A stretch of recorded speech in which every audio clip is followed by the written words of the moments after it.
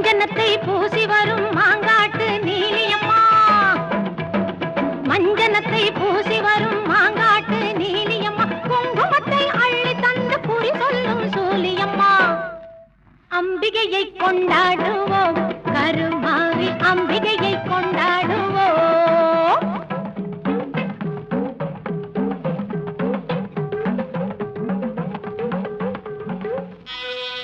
உன்னை நல்லூர் மாரியம்மா புகழை பாடுவோம். அங்கு பூங்கரகம் எடுத்து வந்து பொங்கல் போடுவோம்.